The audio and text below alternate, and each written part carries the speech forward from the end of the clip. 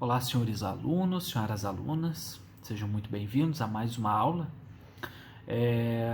Hoje, nessa aula, nós iremos trabalhar o uso diferenciado da força, tá, pessoal? A ideia justamente de trabalhar esse tema surgiu após as nossas últimas lives, nas quais os alunos eles gostariam de saber muito a respeito da conduta, né, do profissional de segurança privada diante de alguns determinados fatos, diante de alguns determinados cenários, né?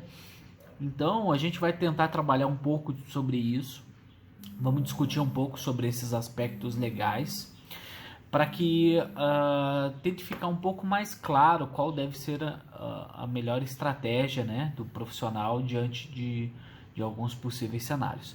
É claro que, como eu já disse para vocês, é muito difícil a gente conseguir tá descrevendo de uma forma concreta, pontual, cada uma das situações, quando na verdade vai depender muito de elementos muito complexos, né? Então, afinal de contas, como era a situação no dia, como estava o emocional do agente, como era toda essa determinada estrutura, né, que acabou acontecendo, como se deu o caso concreto, enfim. É o que muitas vezes nós costumamos dizer, que é muito fácil eu ter um determinado julgamento, né, definir alguma determinada conduta, né, ser um especialista de sofá, né, como a gente costuma dizer. Porque afinal de contas, tudo depende da situação. São vocês que estarão no dia a dia desenvolvendo a atividade que deverão tomar a melhor atitude.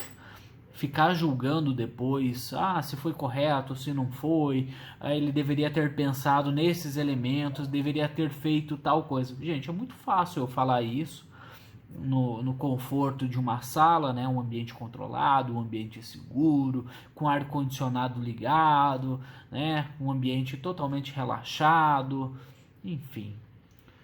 Agora, para quem realmente está no dia a dia lidando com cada uma dessas situações, por vezes nós temos micromilésimos de segundo para estar definindo e decidindo sobre qual a melhor conduta está sendo tomada, não é mesmo? Por vezes, inúmeros criminosos realizam esses determinados atos utilizando simulacros, né? Então, afinal de contas, quanto tempo eu tenho para decidir se aquilo é uma arma verdadeira, se aquilo é uma arma falsa? Quanto tempo eu devo, né, decidir se eu vou atirar, se não vou, se eu vou tentar intervir de uma outra forma, enfim. É muito difícil isso, é muito complexo, extremamente complexo, tá? Mas a gente vai falar um pouco sobre essa questão do uso diferenciado da força e eu espero que isso acabe facilitando um pouco para vocês, tá?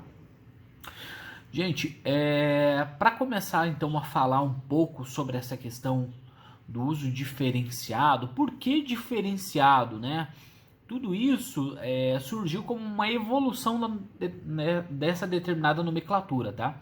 Antigamente se costumava dizer como o uso progressivo da força, né? Dando a entender que só se progredia, né? Então, quer dizer, olha, eu tenho que realizar cada um desses determinados passos até chegar à utilização da força letal, não é? Só que muitas vezes, pessoal, nós não temos esse tempo de estar indo nessa constante progressão, né? Então, a ideia justamente do uso diferenciado da força é utilizar a força adequada conforme o seu nível de ameaça, tá? Então, isso que tem que ficar bem claro para vocês.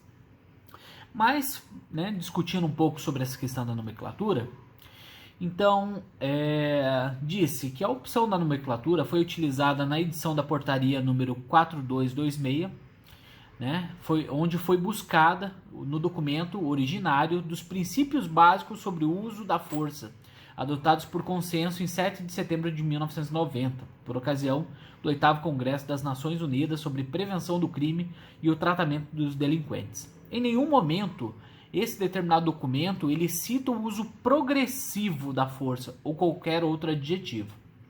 Então, lá no princípio número 2, ele diz que os governos e entidades responsáveis pela aplicação da lei deverão preparar uma série tão ampla quanto possível de meios e equipar os responsáveis pela aplicação da lei com uma variedade de tipos de armas e munições que permitam o uso diferenciado da força e de armas de fogo.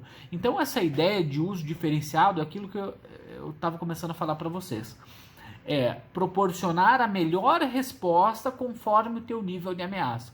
Ou seja, se o indivíduo, o criminoso, chegou com uma determinada arma de fogo, né, colocando em risco essa minha vida, eu vou realizar primeiramente, olha, presença, depois disso, verbalização, depois disso, tentativa de realizar a contenção sem utilização de força letal. Não. Então, uso diferenciado, né? A ideia é justamente, se ele está com uma determinada força letal, opa, eu vou utilizar uma força letal também, desde que nós consigamos seguir todos aqueles determinados princípios que a gente já vai tratar, tá? Dentre eles a questão da legalidade, da conveniência, da proporcionalidade, né? Enfim. Pessoal, então assim, vários alunos me perguntaram também, professor, eu vou ser responsabilizado pelos meus atos? Como é que vai ser isso? Gente, nós seremos responsabilizados por todas as nossas condutas, ok? No nosso dia a dia é assim. Tudo que nós fizermos terá impacto, né? E com base nesse determinado impacto, nós teremos a nossa responsabilização, tá ok? Então, vejamos, tá? Os agentes só podem empregar a força quando estiverem estritamente, quando essa força for estritamente necessária e na medida exigida para o cumprimento do seu dever, devendo evitar e opor-se com rigor a quaisquer violações da lei. Gente, então assim, sempre que for necessário, nós podemos estar agindo, tá? Na medida exigida para o cumprimento do seu dever. O que isso significa? Significa que nós temos uma linha muito tênue, tá? Uma linha muito sensível que nós devemos estar cuidando, para que isso não seja considerado excesso, tá ok, pessoal? Então, afinal de contas, professor, quantos disparos são necessários para configurar o excesso? Depende da situação, depende do tipo do calibre, depende do tipo da ameaça, basicamente assim, quantos disparos foram necessários para cessar a ameaça? Foi 1, foi 2, foi 4, foi 5? Depende. Depende da corpulência do indivíduo, depende do seu estado de lucidez, né? Por vezes encontramos diversos criminosos que eles estão, estão em uma conduta na qual a droga acaba imperando, então eles estão, né, nessa estiga, estão passando por um determinado momento muito sensível também. Então, nesse caso, pessoal, tudo vai depender do caso concreto, beleza? Agora, tudo aquilo que foi além do necessário se configura como excesso. Então, nós temos que tomar muito cuidado com isso, tá bom? Então, com relação às responsabilidades, né, do autor, é individual e, portanto, recai sobre o agente de segurança que o empregou. Então, se o autor ele realizou determinada conduta sozinho, por força de sua vontade, então a responsabilização vai ser totalmente individual, tá? Com relação aos chefes superiores, né? Então eles serão responsabilizados quando os agentes, sob suas ordens, tenham recorrido ao uso excessivo de força e esses superiores não adotaram todas as medidas disponíveis para impedir, fazer cessar ou comunicar o fato. O cumprimento de ordens superiores não será justificado quando os agentes têm um conhecimento de que uma determinação para usar a força, né, o uso dessa arma de fogo, foi manifestamente ilegal e que esses agentes tenham oportunidade razoável de se recusar a cumpri-la. Em qualquer caso, a responsabilidade caberá também aos superiores que tenham dado ordens ilegais. Então, o que isso significa, pessoal? Basicamente, esses determinados superiores, né, esses chefes, esses supervisores, eles serão responsabilizados na medida de sua culpa, não é? Nesse caso. Por exemplo, se o determinado supervisor autorizou, vai lá, efetua os disparos de arma de fogo contra um determinado indivíduo, pode fazer. Agora, esse determinado indivíduo, ele estava sem qualquer situação de ameaça. Repare que foi uma ordem manifestamente ilegal. Aquele agente que cumpria essa determinada ordem, ele sabia que isso era ilegal. Afinal de contas, o cara estava desarmado, o cara não representava uma ameaça e você foi lá e efetuou disparos contra ele. Peraí, você sabia que essa ordem era ilegal. Nesse caso, a responsabilidade vai ser sua, não é? Do agente que realizou esse determinado ato. Agora, né, quando nós estamos falando, né, de uma ordem desse determinado superior, que o agente não tinha como definir se era ilegal, se não era, a responsabilidade também será desse determinado superior, ok? Então, essa responsabilização vai ser na medida dessa culpa desse determinado agente, ok, pessoal? Com relação à equipe, né? Então, qualquer agente que suspeite que outro agente esteja fazendo ou tenha feito uso da violência deve adotar todas as providências ao seu alcance para prevenir ou opor-se rigorosamente a tal ato. Na primeira oportunidade que tenha, deve informar o fato aos seus superiores e, se necessário, a qualquer outra autoridade com competência para investigar os fatos, né? No caso, a Polícia Civil ou a Polícia Federal.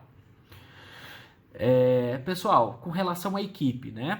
A ação da equipe, afinal de contas, a responsabilização ela vai ser conforme, como eu disse para vocês, o caso concreto, né? A equipe, percebendo que determinado ato foi necessário, tudo bem.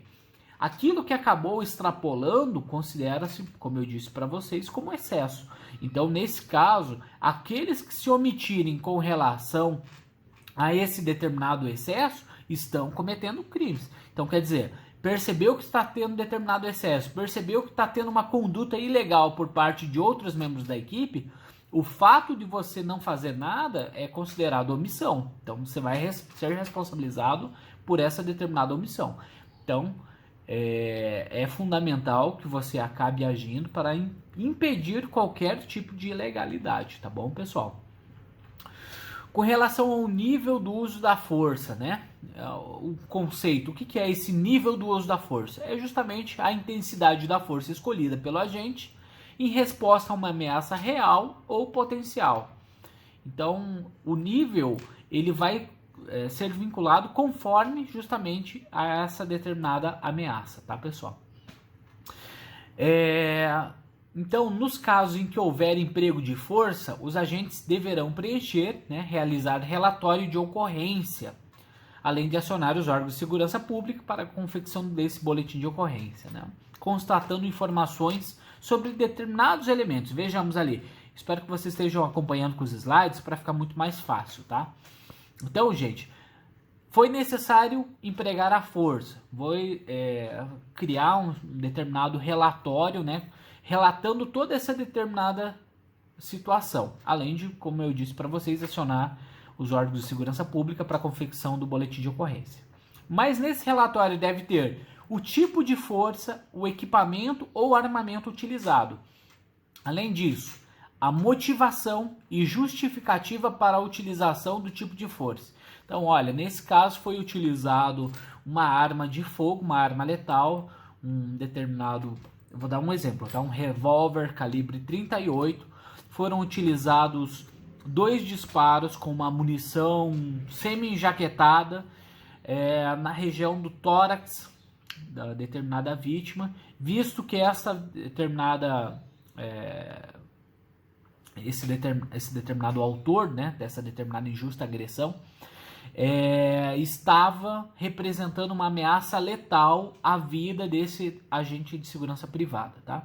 Então, olha, você acabou relatando o tipo de armamento, você está explicando justamente que foi necessário porque esse cara estava representando uma ameaça para você, que provavelmente ele iria tirar a tua vida, e assim sucessivamente, tá? Além disso, o tipo de resistência oferecida pelo abordado, os meios que o agente dispunha para emprego da força, as providências adotadas pelo agente após a prisão do abordado, quando for necessário, né? Ou após o cessar dessa determinada ameaça, os dados da equipe presente no momento da ação, quando você tiver em mais de um, né? O tipo de lesão que você acabou produzindo nessa determinada pessoa, os detalhes do evento, então relatar como foi passo a passo, ponto a ponto, cada uma dessas determinadas características. Olha, nesse dia o agente tal assumiu o serviço assim se assado pelo momento de tal hora chegou uma determinada pessoa que tentou realizar uma abordagem contra esse agente de segurança privada com uma arma em punho, dizendo que queria tal. Enfim, você vai relatar toda essa situação passo a passo, ponto a ponto, ok? E além disso, como eu disse para vocês, no caso de armas de fogo, a distância de utilização e a quantidade de munição empregada e a região do corpo atingida. Então, cada um desses elementos é importante constar no relatório, tá, pessoal? Isso, inclusive, como uma forma de proteção de vocês, uma forma de vocês se resguardarem.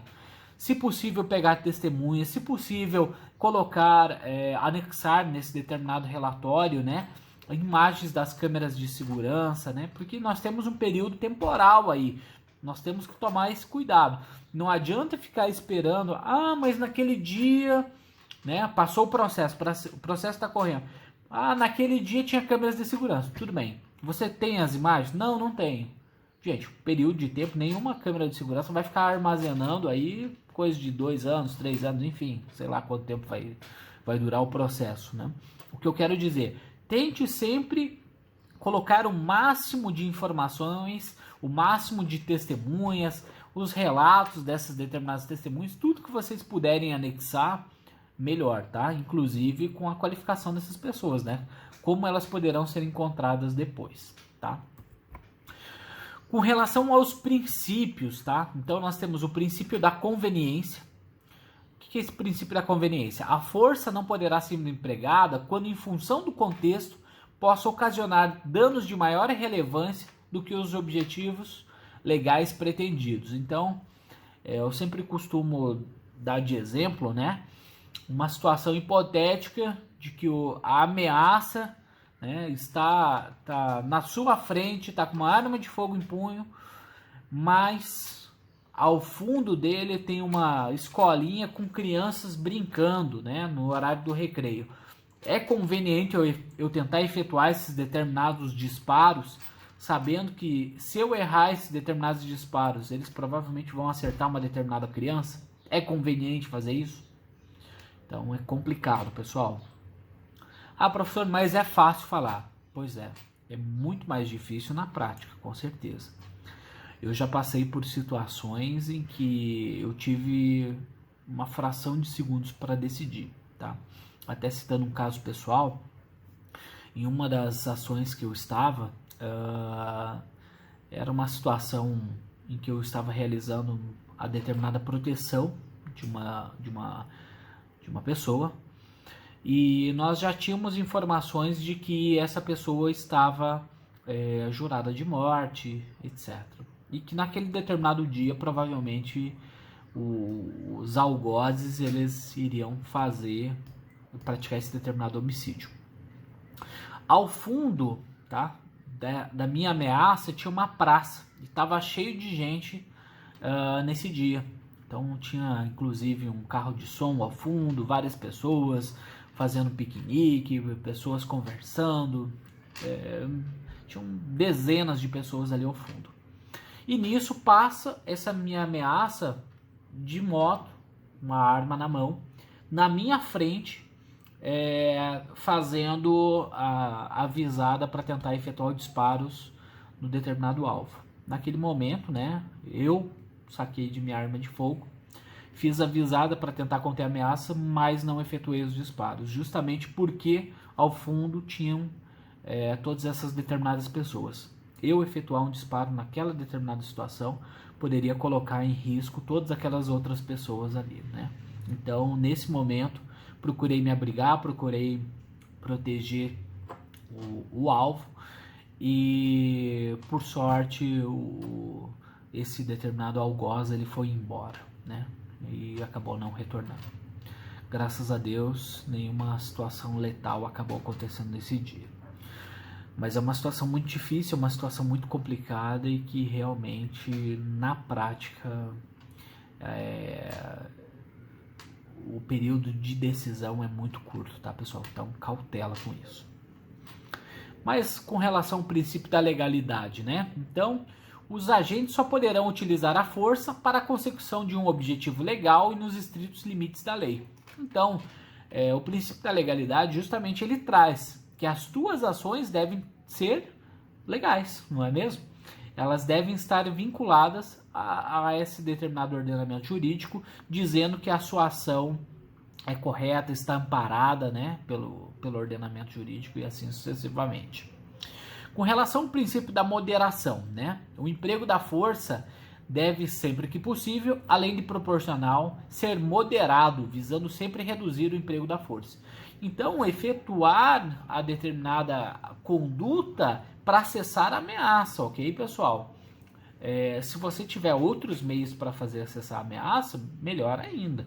Princípio da moderação, tá? Além disso, o princípio da necessidade. Se verificar se o determinado nível de força empregado, né, ele foi suficiente para atingir esses determinados objetivos e se ele realmente foi necessário. Era necessário eu realizar essa determinada conduta? Realmente era fundamental que eu fizesse isso? Então tudo bem, se está de acordo com o princípio da necessidade, muito bem, você está amparado, tá? E além disso, da proporcionalidade, né? Então deve ser sempre compatível a atuação conforme a ameaça representada, né? Então é aquilo que nós sempre falamos. Você deve buscar sempre essa questão da proporção. Mas o que é a proporção, né? Até que ponto é realmente proporcional ou não? Por exemplo, se o indivíduo está com uma faca na mão e eu estou apenas com uma determinada arma de fogo, é proporcional eu fazer a contenção dele utilizando disparos? Depende. Depende de situação. Qual que é a distância que ele estava? A faca estava na mão? A faca estava na bainha? Como é que era todas essas outras circunstâncias, né? O cara estava a 500 metros, professor. Pô, 500 metros, cara, com uma faca na mão, dá para você tomar diversas outras atitudes, né? Mas ele estava a 10 metros, professor. Ele estava a 5 metros. Então, tudo isso vai depender do caso concreto. Como eu disse para vocês, tudo aquilo que vocês fizerem deve ser justificado. Então, muita cautela com relação a isso, tá ok? Lembrando que lá no Código Penal, nós temos no artigo 23, né, as considerações a respeito da exclusão de ilicitude. Então, no artigo 23 diz: não há crime quando o agente pratica o fato em estado de necessidade, em legítima defesa, em estrito cumprimento do dever legal ou no exercício regular do direito, tá? Então, pessoal, a legítima defesa, ela pode ser própria ou de terceiros, ok? Não precisa ser apenas de você. Então, olha, eu fiz essa determinada conduta, eu agi dessa forma para proteger a vida de determinada pessoa. Muito bem, está justificado, tá? Mas isso nós poderemos tratar, aprofundar um pouco mais na próxima aula, tá? Com relação ao emprego de algemas, pessoal, a utilização de algemas, ela deve ser sempre adstrita à súmula vinculante número 11 do STF, né? Na qual diz: só é lícito o uso de algemas em caso de resistência e de fundado receio de fuga ou de perigo à integridade física própria ou alheia por parte do preso ou de terceiros, justificada a excepcionalidade por escrito, sob pena de responsabilidade disciplinar, civil e penal, do agente ou da autoridade e de nulidade de prisão ou do ato processual a que se refere, sem prejuízo da responsabilidade civil do Estado. Então, nesse caso, pessoal, foi necessário utilizar as algemas, é importante vocês elaborarem relatório minucioso descrevendo toda a situação e por que foi necessário vocês utilizar essas algemas aí, ok? Então, olha, naquele momento ele continuava representando uma ameaça. A ameaça foi cessada a partir do momento que nós fizemos a contenção por meio de algemas. Temos testemunhas para trazer ao processo, se for o caso. Nós temos todas essas determinadas características. Temos as imagens das câmeras de segurança mostrando essa determinada injusta agressão que ele estava realizando e assim sucessivamente, tá? Com relação ao uso de armas, né? Então, o recurso do uso de armas só se justifica quando for absolutamente necessário. Só quando for necessário para vencer, né, essa determinada resistência ou para proteger a incolumidade do executor da prisão ou de seu auxiliar, tá? Então, nesse caso, utilizar arma de fogo somente quando for fundamental, somente quando for necessário. Ah, professor, e o disparo de advertência? Gente, isso daí não existe legislação nenhuma falando sobre disparo de advertência, tá? Então, o que a lei diz é utilizar arma de fogo somente quando for fundamental, beleza? Então, o que vocês devem estar pensando sempre? Então, a intervenção é legal? Ok. A aplicação da força é necessária? O nível de força é proporcional? É conveniente? A força empregada é moderada? Todas essas determinadas questões, pessoal, vocês têm que decidir em um curto período de tempo. Essa é a complexidade do trabalho, tanto da segurança pública quanto privada. Nós temos, como eu disse para vocês, frações de segundo para decidir a melhor atitude, tá? Então, se vocês conseguirem sempre pensar em cada uma dessas determinadas questões, de uma forma rápida, claro, com certeza a ação de vocês vai ser muito mais ponderada, tá? Com relação aos modelos de utilização de força, nós temos vários, tá? Nós temos o modelo de Heinsberg, nós temos o modelo canadense, de Nashville, de Phoenix, mas eu particularmente eu gosto do modelo do Flettke, tá? Flettke trata-se justamente do Force Law Enforcement Training Center. Então, é justamente um centro de treinamento da Polícia Federal dos Estados Unidos, tá? Fica lá basicamente em Glencoe, na Geórgia. E lá eles têm um modelo de utilização da força, um modelo de uso diferenciado da força que eu gosto muito. Então vocês podem inclusive acompanhar nos slides, né? Em que ele trata ali. Se o agente está tendo uma atitude submissa, ele trata que justamente comandos verbais são suficientes. Afinal de contas, ele está submisso às suas ordens. Você diz para ele, olha, pare aí, entrelace as mãos atrás da cabeça, afaste as pernas. Ele está cooperando, então quer dizer, basta os comandos verbais, tá?